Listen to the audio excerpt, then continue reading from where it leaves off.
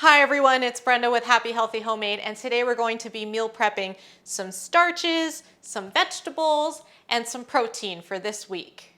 The way I like to organize meals for the week is I don't meal prep bento boxes for the week. I love to be able to switch things up. So I tend to prep the starch as one side or element of a dish and a vegetable as one element of a dish, and then when it's time to eat lunch or dinner, just pick what you like. Everyone picks what they like and then they heat up what they want to eat. But it's really great to have a sense of what starches and vegetables you have left that are prepped and what else you need to be adding to your refrigerator. Another reason I like to do it this way is because sometimes we're hungrier than others, or sometimes our appetites change throughout the week, and this gives me the most flexibility to eat what I enjoy. So first things first, I got to get this all washed and ready to go.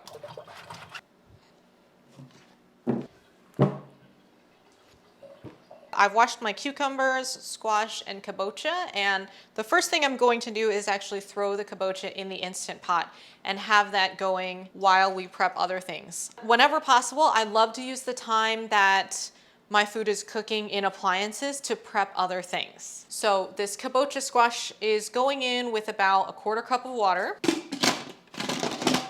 Make sure it's sealed. This was about a 5-pound squash, so I'll do it for 7 minutes.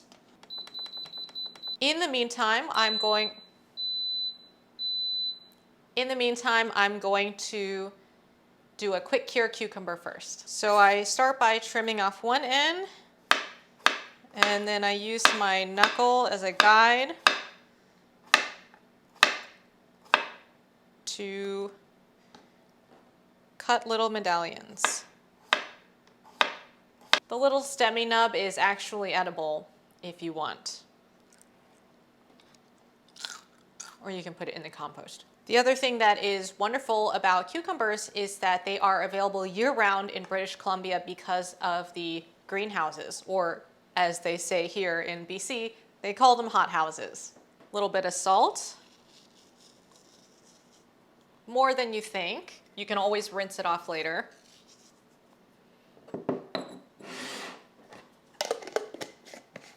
Just gonna shake it up to make sure the salt gets on everything. And I like to add a little bit of maple syrup.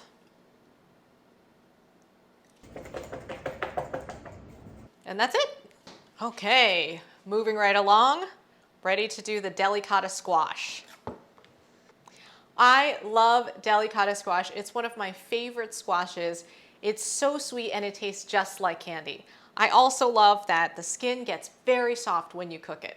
So for these, I just trim both sides. I cut down the middle. The seeds all hang off of a membrane along the middle, and I like to cut that free from the rest of the squash. So I just use the tip of my knife and release that. I'm using the tip of my knife and not a lot of pressure, by the way, because I do move the knife towards me, and anytime you cut towards yourself, you have to be very careful. So now I'm just going to remove the seeds. And it's so easy with the extra cut that we did. Now I'm going to cut these into 1/4-inch half moons. A little bit of oil. Should have used a bigger bowl, huh? Salt, black pepper, and some cinnamon. Love cinnamon on squash. I think it really brings out the sweet flavor of the squash. And our kabocha's done. Just gonna lay all of our delicata squash flat on the tray so that it can cook evenly.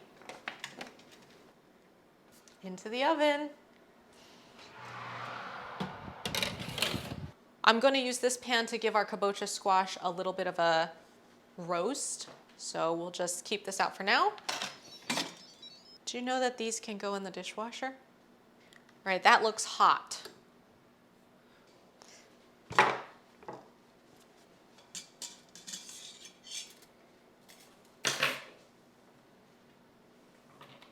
While the squash cools off, I'm going to continue working on the broccoli. So with the broccoli, I'm actually going to slice it before washing it.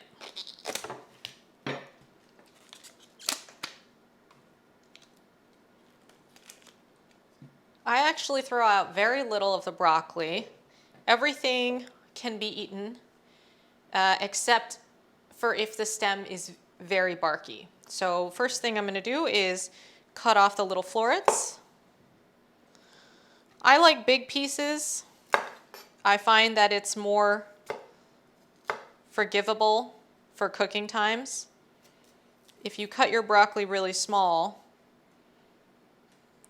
then you need to watch it so that it doesn't burn.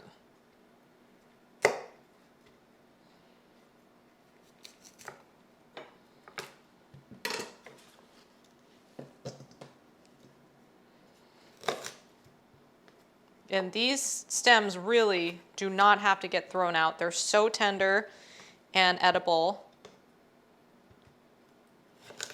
So I just cut them up and mix them in there.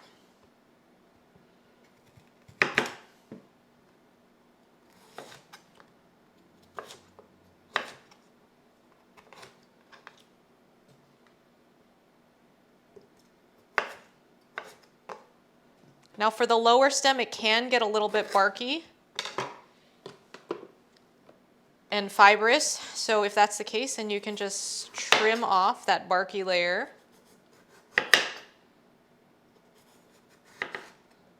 And cook up that tender layer. I personally like the stems better than the florets.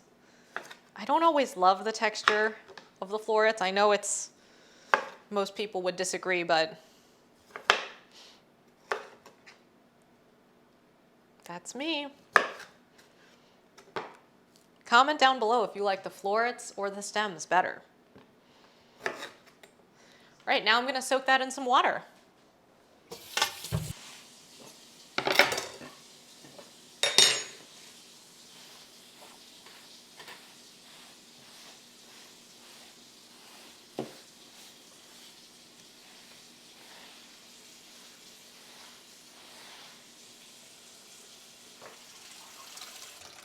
While that is soaking, I am going to get our kabocha squash de-seeded, de-stemmed, and cut into wedges.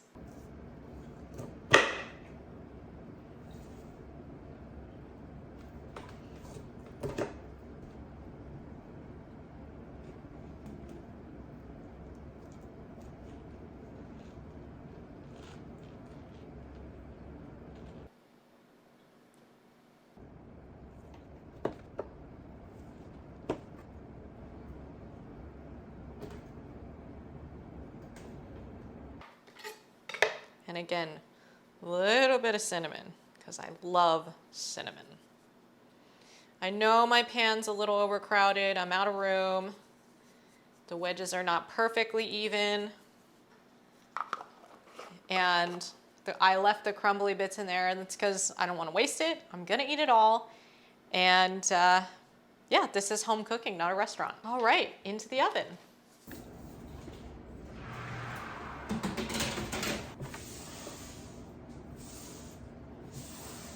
Our delicata squash is finishing up in the oven. The kabocha squash just went in. My broccoli is soaking. And now I'm going to prep 2 whole roast chickens. This is such a simple recipe. It comes together very quickly. The first thing I'm going to do is make a spice rub. I'm gonna do some salt, 2 large pinches per bird. Black pepper, cumin, paprika, garlic powder, coriander. You can use whatever spices you like here. I'm just using a bunch of my favorite ground spices. And I'm just gonna throw in some sumac. Why not? Little stir to bring it all together. Just gonna take the chickens out and pat them dry. I prefer to use smaller birds for this, ideally somewhere around 3 to 3.5 pounds if you can find it. It's pretty hard to find that size bird in the United States nowadays. This bird is from Save On Foods here in Canada. They often have really good deals on chicken. It's pretty high quality. In the States, I used to love Smart Chickens, and I actually preferred Smart Chickens over Mary's. So yeah, I get the smaller birds because they cook faster, and as a result of them cooking faster, it's way easier to get a tasty, juicy chicken. So just giving it a pat down here. Check the inside too. This one came with a couple extra feathers, so I'm going to pull those out. This is a trick I learned from Claire Saffitz from when she was writing for Bon Appetit. With the small chicken, you can do a little slice of the skin here, making sure to try not to cut the meat. I just made a little accident there, but try not to cut the meat.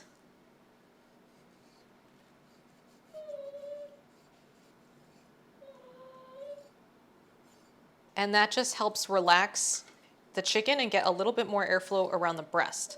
I love doing whole chickens because they're more affordable and you can use all the rest of the chicken. It doesn't get thrown out. So I use the rest of the chicken for dog treats, for stock. And okay, so now I'm just going to season these birds inside and out, making sure I get inside the cavity, the leg and the body, back here. I love this method. It's so easy. You only get one hand dirty with meat and it's ready to go in the oven. Our first tray appears to be done. I'm gonna pull that delicata squash and then I'm gonna pop our chickens in.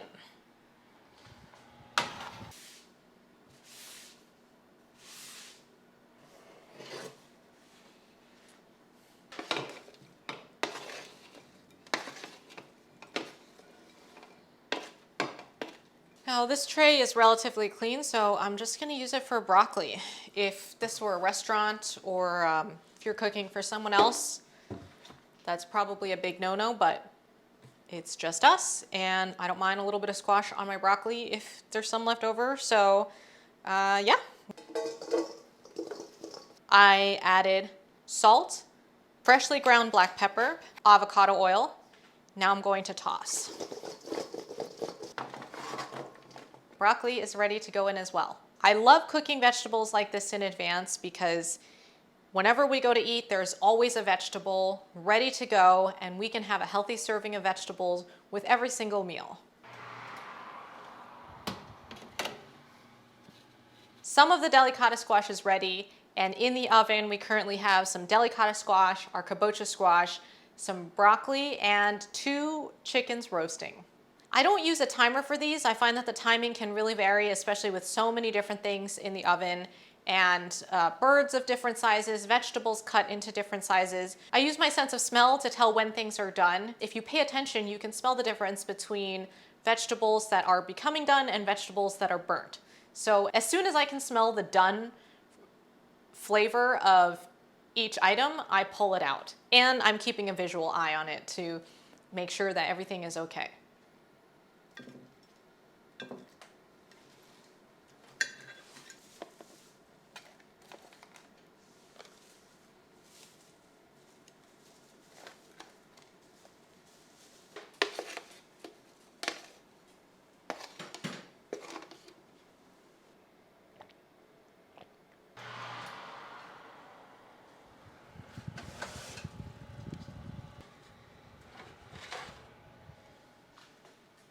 Our chicken is rested and now I'm going to carve it and pack it up. Very juicy.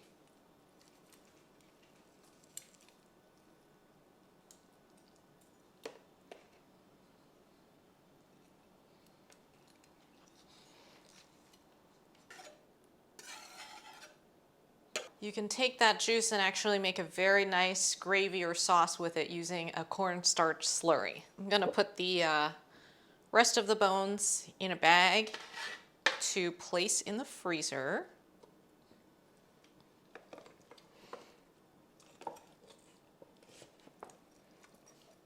I love these reusable silicone bags. The one thing that you do have to be careful about is they tear easily. So I just make sure there's no sharp bones from the chicken poking out because that can rip the bag. Now I'm going to save the delicious pan juices from this. I'm going to put the broccoli away.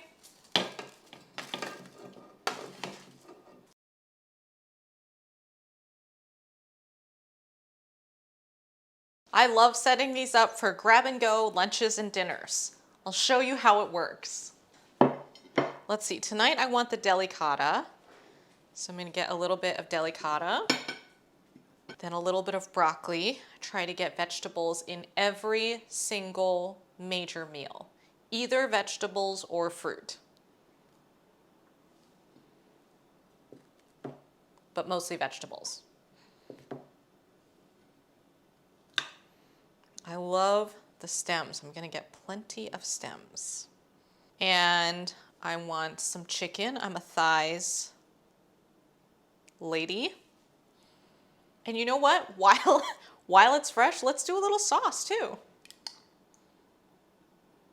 A little pan sauce on top. Beautiful. Wow. Mmm. Mmm. Wow, that is so good. I'm going to have a little bit of delicata, a little bit of broccoli, a little bit of chicken.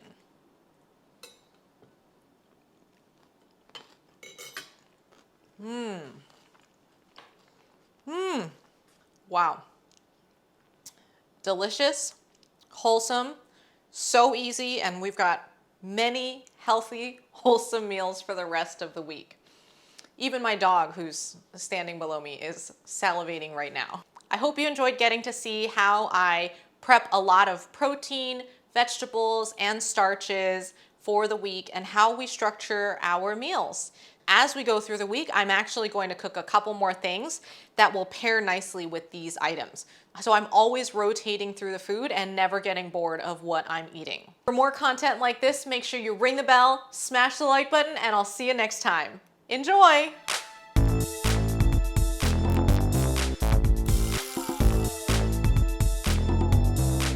It's super simple.